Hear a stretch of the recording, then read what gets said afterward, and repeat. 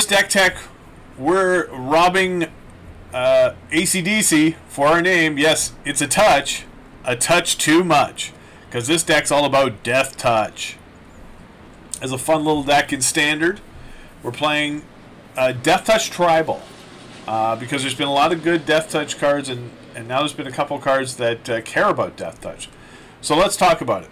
Now, the card that really is the reason for doing this is this bad boy here, Hooded Blightfang. Whenever a creature you control with Deathtouch attacks, each opponent loses 1 life, you gain 1 life. Whenever a creature you control with Deathtouch deals damage to a Planeswalker, destroy that Planeswalker.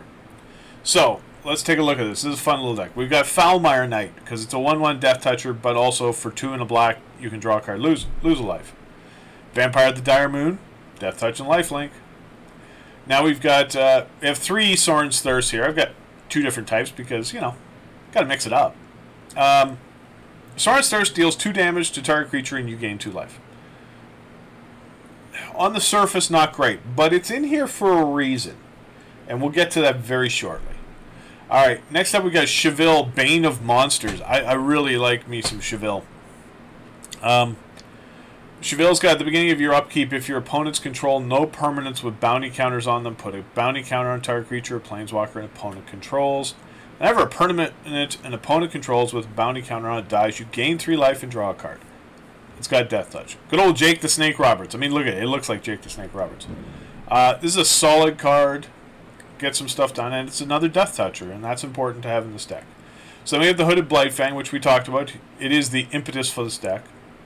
Now, here's the reason we've got Sorin's Thirst and a couple of other cards. Pestilent Spirit. Menace, Deathtouch, and instant and sorcery spells you control have Deathtouch. So, Sorin's Thirst, it's dealing 2 damage. If I have a Pestilent Spirit out, now it's got that 2 damage has Deathtouch. Totally different ballgame.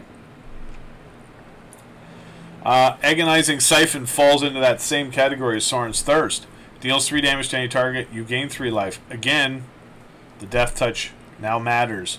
Now, 3 damage is still good enough to get rid of a lot of creatures, but and I like the any target because it can deal with a Planeswalker. But now, say we deal 3 damage to a Planeswalker that has 7 loyalty. Planeswalker's dead because of Deathtouch. A couple of Ritual Soot if we need to clean up the board. Questing Beast because it's a beast and it's got Deathtouch. I love QB. Here's a fun one. Vraska Swarm's Eminence. Whenever a creature you control with Deathtouch deals damage to a player or planeswalker, put a +1/+1 counter on that creature.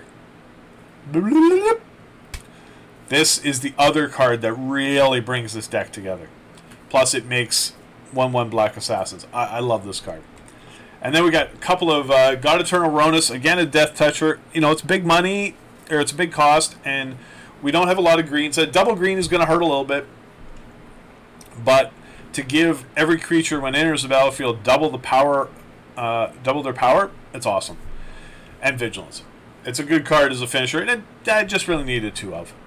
Lands, heavy and black. I mean, we've got a couple Jungle Hollows, Overgrown Tomb, 4 Temple of Maladies. I've got 2 M20s and 2 M21s, hence the difference there. 5 forests. Just a couple of Witch's Cottage, some swamps, and some Castle Lochthwains. Now, we do have a sideboard for this. It's just the usual toolbox, Grafdigger's Cage, a couple of Eliminates, a couple of Fine Finality. 1 more Ritual of Soot if we feel we really need to wipe the board, if our opponent's going way too fast and way too wide. Some removal in Hunter's Edge, which also puts those +1/+1 counters on, which is important. Back for more. If we feel we might have some time and we can be able to get a creature out, might want to use that. Also, if we have time, Casualties of War is a good way to knock off some key stuff. And Nylea's Intervention, if they've got flyers and we just want to ping a flyer down, you could pay, if you had Pestilent Spirit out, and you just pay 1 and 2 green, so you're doing 2 damage to a flyer, but well, if that flyer is a 4/4, it's dead because of Pestilent Spirit and the Deathtouch. So that is just a touch too much. And that is our first deck tech. I'm excited to really get in with this deck and see how deep we can go with it. It's just a touch, a touch too much.